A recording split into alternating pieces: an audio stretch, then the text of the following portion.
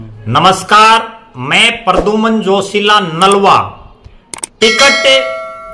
Ticket एक ऐसा शब्द है जिसको सुनते ही नेताओं के या जो राजनीतिक कार्यकर्ता हैं उनकी बाँछें खिल जाती हैं, वो खुश हो जाते हैं।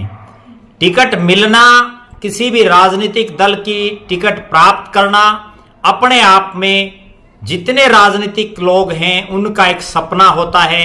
बहुत लोगों का ये सपना जल्दी पूरा हो जाता है और बहुत से ऐसे लोग हैं जिनकी पीढ़ियां बीत जाती हैं लेकिन उनको ये टिकट नसीब नहीं हो पाती।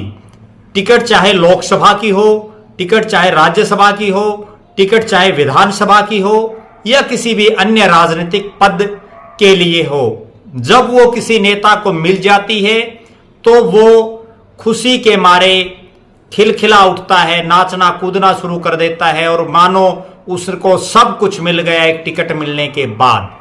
लेकिन कई बार ऐसा होता है टिकट नहीं मिले तो आपके लिए सोने पर सुहागा हो जाता है। कई मौके ऐसे होते हैं जब आपकी टिकट आपकी पार्टी काट देती है, आपकी जगह किसी और नेता को टिकट दे देती है तो वो आपके लिए फायदेमंद हो जाता है। ये जो मैं बातें कह रहा हूं ये हो सकता है कुछ लोगों को यकीन ना हो, लेकिन जब मैं उदाहरण दूंगा तो आपको ये समझ में आ जाएगा कि कई बार टिकट सब कुछ नहीं होती।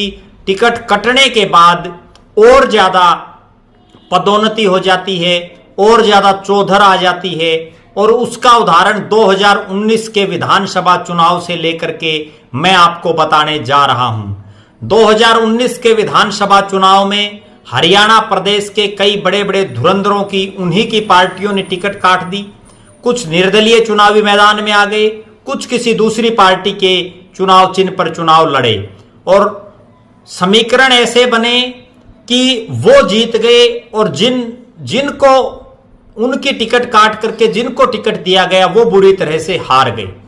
उनमें से कई वर्तमान में मंत्री भी हैं, कई विधायक हैं, कई चेयरमैन हैं, कई बड़े बड़े पदों पर बैठे हैं और जिन्होंने उनकी टिकट कटाई वो आज बेचारे खाली बैठे हैं विपक्ष में, जो है खाली सिर्फ लोगों के दुख सुख में काम आने के या अपने घर बैठ गए अधिकतर लोग। अब मैं सिलसिलेवार बात करता हूं।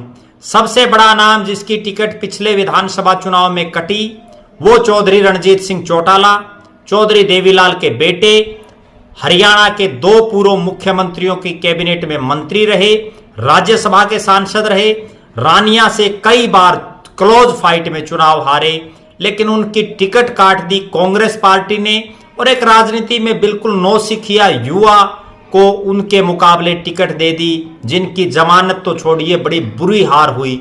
और रणजीत सिंह चौटाला को टिकट कटने का फायदा ये हुआ, उन्होंने निर्दलीय चुनाव लड़ा, भारी बहुमत से चुनाव जीते और मनोहर सरकार में बड़े भारी भरकम मंत्रालय के मंत्री वो बने।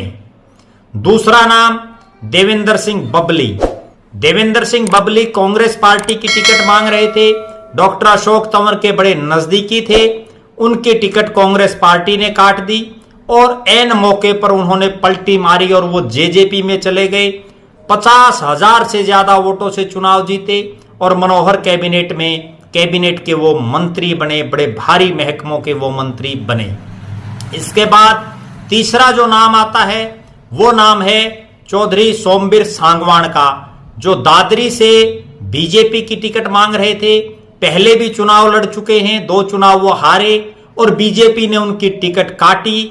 सांगवान खाप के प्रधान होने के नाते और लोगों की एक उनके प्रति जो है बेचारापन बनकर के उन्होंने चुनाव लड़ा और निर्दलीय चुनाव जीते बड़े भारी बहुमत से। मनोहर सरकार में उनको चेयरमैन भी बनाया गया। उसके बाद जो अगला नाम आता है वो है बलराज कुंडू। महम से बीजेपी की टिकट मांग रहे थे, जिला परिषद के चेयरमैन थे, बीजेपी के बड़े नेताओं में शामिल थे। पार्टी ने टिकट काटी और वो निर्दलीय चुनावी मैदान में उतरे और बीजेपी वाला कैंडिडेट चुनाव बुरी तरह से हार गया। बलराज सिंह कुंडू विधायक बने और आज उन्होंने अपनी पार्टी भी बना ली है। उसके बाद अगला जो नाम आता है वो जोगीराम सिहाग। बरवाड़ा से भारतीय जनता पार्टी की टिकट मांग रहे थे, उससे पहले 2 बार निर्दलीय चुनाव लड़ चुके थे, हार चुके थे और राजनीतिक रूप से हाशिए पर जाते दिख रहे थे। बीजेपी ने उनकी टिकट काटी और उन्होंने टिकट कटते ही जेजेपी ज्वाइन की। जेजेपी ज्वाइन करते ही जेजेपी की टिकट पर चुनाव लड़ा और विधायक बने। मनोहर सरकार में उनको भी चेयरमैन बनाया गया। उसके बाद अगला जो नाम आता है वो है रणधीर गोलन। 3 बार बीजेपी की टिकट पर चुनाव लड़ा, बुरी तरह से हारे पुंडरी से। बीजेपी ने टिकट काटा। उनके मुकाबले जो घरौंडा से जो टिकट मांग रहे थे चौधरी वेदपाल एडवोकेट, उनको बीजेपी ने टिकट दिया। रणधीर गोलन निर्दलीय चुनाव मैदान में उतरे और उन्होंने सभी प्रत्याशियों को हरा करके, बुरी तरह से हरा करके चुनाव जीता। सरकार में वो भी चेयरमैन बने। उसके बाद जो अगला नाम आता है वो है धर्मपाल गोंदर, नीलोखेड़ी के निर्दलीय विधायक। बीजेपी से टिकट मांग रहे थे, पार्टी ने टिकट काटी। टिकट काटने के बाद धर्मपाल गोंदर ने निर्दलीय चुनाव लड़ा और वो भी जीते। ये कुछ एक नाम हैं, इसके अलावा और भी बहुत से नाम हैं, चाहे वो राकेश दौलताबाद का हम जिक्र कर लें। उसके अलावा अलग अलग जो इलाके हैं उनमें बहुत से ऐसे नेता हैं जिनकी एंड टाइम पर ये लगा कि इनको टिकट नहीं मिलेगी, चाहे वो रामनिवास सुरजाखेड़ा हो या मास्टर ईश्वर सिंह हो, जिनको लग गया था कि अब आपकी बारी नहीं आ सकती।